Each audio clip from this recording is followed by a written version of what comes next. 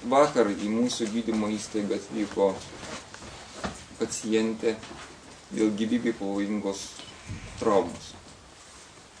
Pacientė buvo diagnozuotas sužalojimas, galvos smegenų sužalojimas ir stuburo smegenų sužalojimas. Galvos smegenyse yra įsiliejęs kraujas, kuris yra sutrikdęs galvos smegenų skysčio nutekėjimą. Kad būtų galima užtikrinti gyvybinės funkcijas ir išgelbėti žmogaus gyvybę, buvo atlikta gyvybę gelbėjantis mediciniai veiksmai, chirurginės intervencijos ir pacientė 24 valandas jau yra išgyvenusi. Jis yra labai sunkios būklės, jos gyvybės pavojus tebesitęsia, pavojus gyvybė jai tesitęsia. Mes dar milžiniškas pastangas, kad pacientė išgyventų. O kokie pasikeitimai jos būklės? Tai buvo ar blogėja, ar stabiliai? Jos nekritinė, ar tokia pat, ar kažkaip? Jinai visuomet buvo kritinė būklė. Jie yra kritinė būklė, prie 24 valandas išliko tokia pati.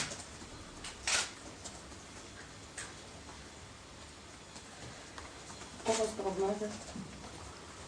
Labai sunku prognozuoti, žinau, kad tokias išeitis. Be galo sunku. Mūsų pagrindinis uždavinys, kad jinai išgyventų dar 24 valandas.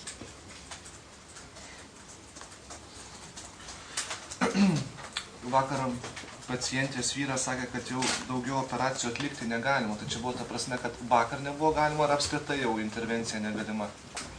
Aš esu intensyvios terapijos gydytojas ir galiu kalbėti už intensyvią terapiją.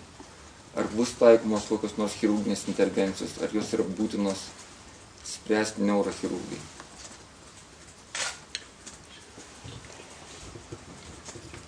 Tomas Tamošaitis gal dar daugiau pasakys apie tai. Mes, aišku, kadangi yra neurochirurgijos intensyvios terapijos skyrius, tai be abejo aktyviai bendradarbiaujam su neurochirurginė klinika. Ir šiandien, aišku, kaip ir nuolat būklė keičiantis yra aptariama ligonės būklė. Ir šiandieną neurochirurgai tikrai patvirtino, kad neurochirurginio gydymo, kaip chirurginio gydymo galimybės šiuo metu yra išsemtos. Ir buvo suderintas konservatyvaus gydymo planas. Be abejo, situacijai kažkaip keičiantis, kas visada įmanoma pacientams esantiems tokioje būklėje. Yra viskas labai lankstu ir dinamiška. Tai šiuo metu situacija yra tokia.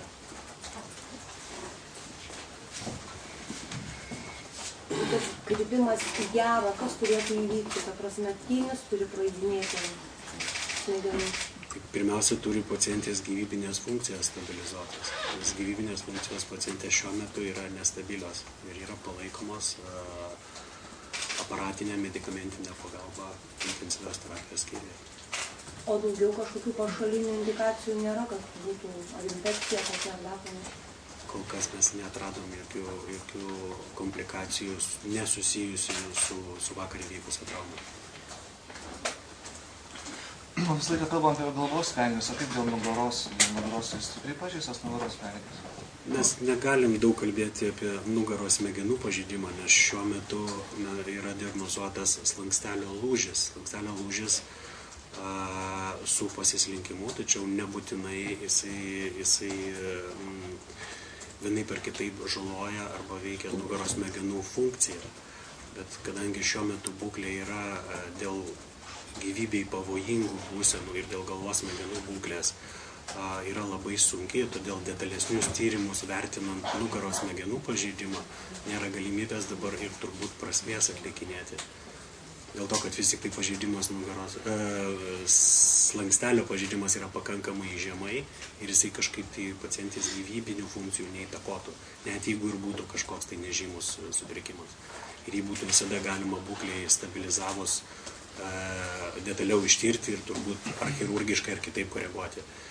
Visas tas planas yra aptartas irgi su neurochirurgais, stuburo chirurgijos specialistais. Ir konsiliumų būdu įtvirtinęs ligos istoriją. Daktare, ar galima konstatuoti, kad šita trauma iš tikrųjų yra kritimo nuo laiptų? Čia teismo ekspertų prerogatyva atsakyti apie traumos mechanizmą, bet tai galim patvirtinti, kad tai yra trauminis sužalojimas ir galimai tai yra sukeltas iš aukščio. O yra kažkokia statistika, tarkim, kiek pacientų atsigauna po tokių sunkių traumų? Aišku, tas kiekvienas atvejis individualus, bet visgi taip. Ar yra tokia statistika? Šiuo atveju, kadangi ligonės būklė prieš operaciją buvo tokia, kokia jinai buvo, tai vertinant tai, vis tik tai statistika nėra labai gailestinga šiuo atveju. Prognozės vis tik tai nebūtų labai optimistinės. Bet kadangi kiekvienas pacientas yra absoliučiai individualus, todėl tai nėra dėkingas dalykas prognozės neurochirurginiams pacientams, ypač ankstyvoje fazėje, praktiškai pirmą 24.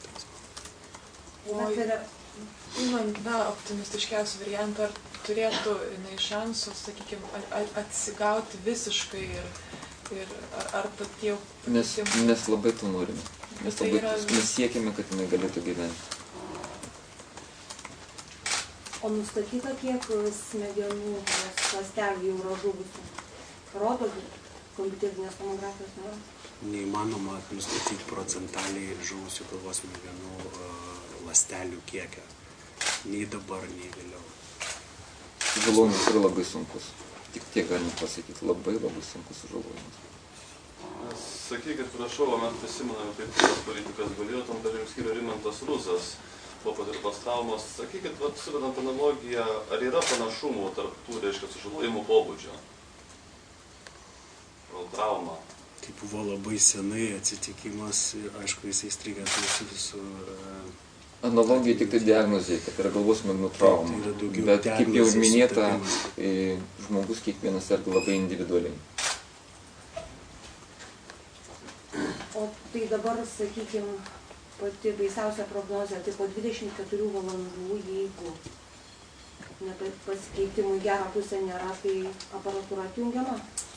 Ne, niekada taip negalima. Jokiais būdais Lietuvos Respublikos įstatymai numato, kad aparatūrą galima atjungti tik diagnozavus smegenų mirtį. Tai šitai pacientai jokiais būdais nėra kažko panašaus diagnozuota. Sunkus sužalojimai dar nereiškia smegenų mirties. Tai mes nei turime teisės, nei noro, nei intencijos kažką panašaus daryti.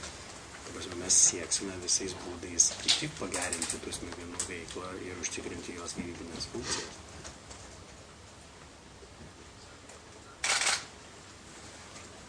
Ar įmanoma taikyti tokiais atvejais dar kažką ypatingesnio, negu kad apskritai patiriam tokias traumas? Ar gydymas visiems vienodas? Įrodymais grįsta medicina šioje srityje mums leidžia manyti, kad mes taikome maksimalų gydymą esant duotai situacijai.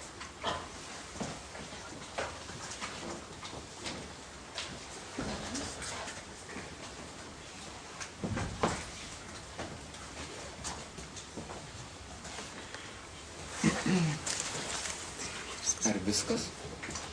Tai reikia Mildą nufotografuoti, žinokite, tada. Tikrai daugiau klausimų metu.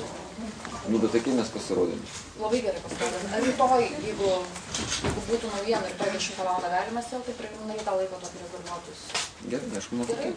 Na, aš rytoj šitą vietą, nes ten informaciją matysime. Tikrai labai dinamiška situacija ir tikrai čia gali būti ir bet kada mes dabar galim kalbėti ir staiga gali įvykti nauja katastrofa.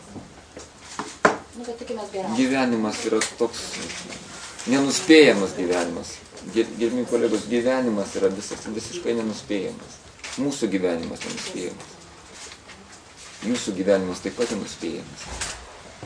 Itin mūsų nenuspėjamas. Nenuspėjamas. Jūs negalite žinoti, ar mes rytoj 10 valandą čia galėsim susirinkti. Taigi džiaukime šią akimirką, jinai yra nuostabi. Dėkui. Ir jums ramybės. Ačiū visiems, geros dienos.